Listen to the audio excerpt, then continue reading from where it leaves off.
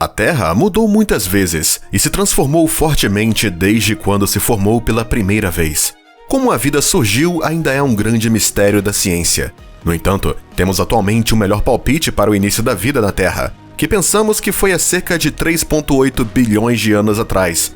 Mas antes disso, vamos começar do início e vamos fazer uma viagem no tempo.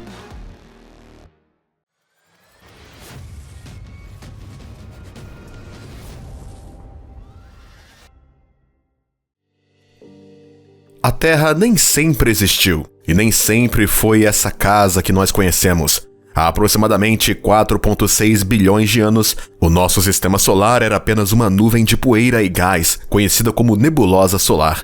E há cerca de 4,5 bilhões de anos, o sistema solar se instalou na sua configuração atual.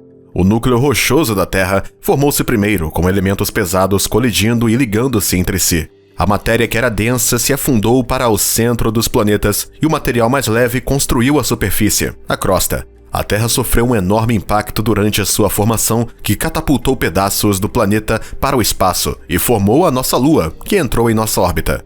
Essa época era conhecida como a Era Paleoarquiana, quando a Lua ainda estava muito próxima da Terra e provavelmente causou enormes marés de mais de 300 metros de altura. Os ventos de força do furacão sopraram através do planeta. E o processo evolutivo começou. A nova Terra foi um lugar infernal durante esse tempo. O fluxo do manto por baixo da crosta causou movimentos de grandes placas de rocha na superfície do planeta. As colisões dessas placas criaram enormes montanhas e vulcões que rompiam continuamente, disparando enormes quantidades de lava e gases, e os recifes foram criados nos oceanos. Nessa altura, o protoplaneta mal tinha atmosfera, mas à medida que o planeta se esfriava, a gravidade captava esses gases dos vulcões. A água foi depositada na Terra por colisões de muitos cometas e asteroides. Uma outra coisa chave para a vida emergir no nosso planeta, além da água, é onde ela se encontra a partir da sua estrela, o Sol. A Terra se situa na chamada Zona de Goldilocks, ou seja, perto do Sol o suficiente para ter água líquida, mas não longe o suficiente para ter água congelada. Antes mesmo da vida ter começado ou ter tido uma oportunidade na Terra, a radiação da nossa estrela era a principal fonte de energia no nosso planeta, tal como é hoje. A Terra primitiva tinha muito pouco oxigênio, se é que tinha algum, e é teorizado que a energia solar proporcionou o início do salto que transformou moléculas orgânicas simples em moléculas mais complexas, transformando-as nos blocos de construção da biologia e da vida. A vida provavelmente desenvolveu-se em aberturas alcalinas submarinas e foi provavelmente baseada em ácido ribonucleico, um ácido nucleico que está presente em todas as células vivas, em vez de ácido desoxirribonucleico, ADN, um químico orgânico contendo informação genética e instruções para a síntese de proteínas. Nessa altura, um antepassado comum deu origem a dois grupos principais de vida, bactérias e arquebactérias, embora a forma exata de como isso ocorreu não se sabe. Durante milhões de anos, pequenos micróbios e organismos unicelulares evoluíram e começaram a alimentar-se de metano há cerca de 3,6 bilhões de anos, e na marca dos 3 bilhões foram encontradas provas de vírus. No entanto, alguns dizem que os vírus poderiam ser tão antigos quanto a vida. Há algum tempo durante a história inicial da Terra, o planeta deu uma volta em direção à habitabilidade, quando um grupo de micróbios conhecido como cianobactérias evoluiu com a capacidade de transformar a luz e água em energia, e libertou oxigênio no processo. A presença do oxigênio causa a oxidação dos ferros, ferrugem, e esse oxigênio dissolvido provocava a ferrugem do ferro dos oceanos e afundava-se no fundo do mar, formando impressionantes formações de ferro com faixas vermelhas.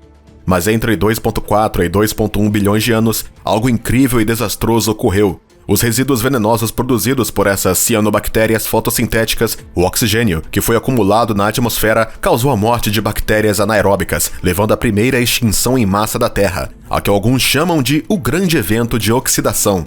Como pode o oxigênio ser tóxico? Se tornou tóxico devido aos níveis elevados e sobrecarregou o sistema de defesa antioxidante natural de qualquer micróbio ou bactéria viva. Basicamente, essas cianobactérias, sob a forma de algas, comeram-se até a morte e causaram uma extinção global. Mas o pior estava prestes a acontecer.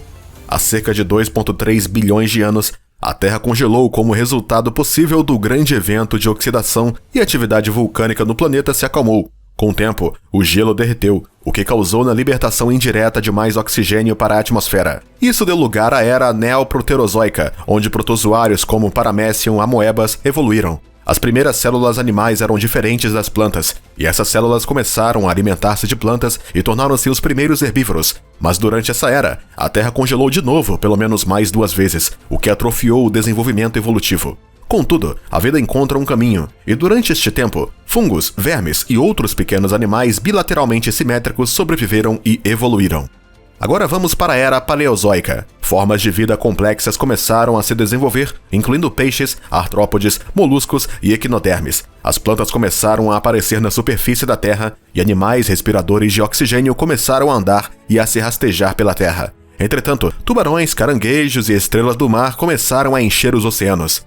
No início do período Devoniano, os insetos começaram a tomar forma, e os fetos eram a planta terrestre comum. Um peixe sem mandíbula pré-histórico com armadura óssea, chamado Cephalaspis, e caranguejos e tubarões evoluíram. E isso deu lugar ao período Carbonífero, onde o clima da Terra era considerado tropical com poucas mudanças durante as estações e deu origem a uma nova onda de estranhas criaturas. As plantas cobriram a Terra durante esse período, e os depósitos orgânicos de detritos vegetais formaram os primeiros depósitos de carvão do mundo que os humanos ainda hoje usam. O crescimento dessas florestas aumentou os níveis de oxigênio na atmosfera, que atingiram um pico de 35%, em comparação com os 21% atualmente. Isso só por si pode explicar o tamanho dos gigantescos rastejantes que emergiram. Alguns animais e insetos podem ter se desenvolvido na água e ter crescido mais como na forma de se protegerem contra os elevados níveis de oxigênio. Um desses eram insetos gigantes, chamados Meganeuropsis, que se assemelhavam muito às libélulas dos tempos modernos. Tinham uma envergadura de asas de 63 a 68 centímetros e podiam ser vistos no céu durante este período. Foi descoberto um fóssil incrivelmente detalhado de uma enorme libélula, que morreu há 320 milhões de anos, com uma envergadura de asas de 75 centímetros. Centopeias mortalmente venenosas com 2 metros de comprimento, além de baratas gigantescas e escorpiões com 1 metro de comprimento. Os anfíbios começaram a se diversificar e os répteis evoluíram para formas muito semelhantes aos lagartos dos tempos modernos, com uma espinha dorsal que lhes permite viver e deslocar-se em terra. Esses anfíbios eram também enormes e algumas espécies eram predadoras, assemelhando-se aos crocodilos dos tempos modernos, armados com dentes afiados e atingindo comprimentos de quase 6 metros de comprimento.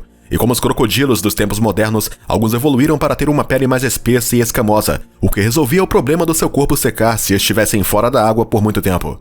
E pela primeira vez, os anfíbios evoluíram para pôr ovos amnióticos. Isso mudou tudo desde que esses animais podiam agora viver fora, longe das fontes de água. O período Carbonífero deu lugar ao período Permiano, que começou aproximadamente 300 milhões de anos atrás, apenas 50 milhões de anos antes dos dinossauros.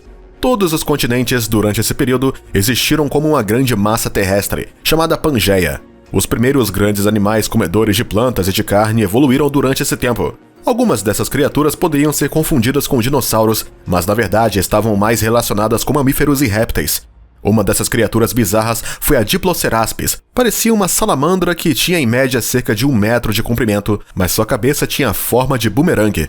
Outro novo réptil no planeta foi o Dimetrodon, que cresceu até cerca de 5 metros de comprimento e tinha uma grande vela nas costas que provavelmente usava para regular a sua temperatura corporal. Durante o período pérmico, os mamíferos estavam aumentando em dominância. Os maiores dessas criaturas eram os Gorgonopsianos, uma classe de animais que pareciam ursos gigantes, todos com dentes diferentes e especializados em diferentes funções. Esses animais podiam ser herbívoros ou carnívoros e variavam em tamanho desde menos de 1 quilo até mais de 1 tonelada. Um grupo dessas criaturas era conhecido como Sinodontes. O seu nome significa dentes de cão, e estes animais tinham comportamento social e há algumas provas fósseis de que mostram que caçavam em matilhas. Nos oceanos, os peixes com verdadeiros esqueletos ósseos evoluíram. Tubarões e arraias floresceram, bem como esponjas e corais. Em terra, os insetos evoluíram com partes da boca adaptadas, que lhes permitiam perfurar e sugar. Mas há cerca de 250 milhões de anos, a Era Permiana chegou ao fim devido a um evento que causou a extinção em massa.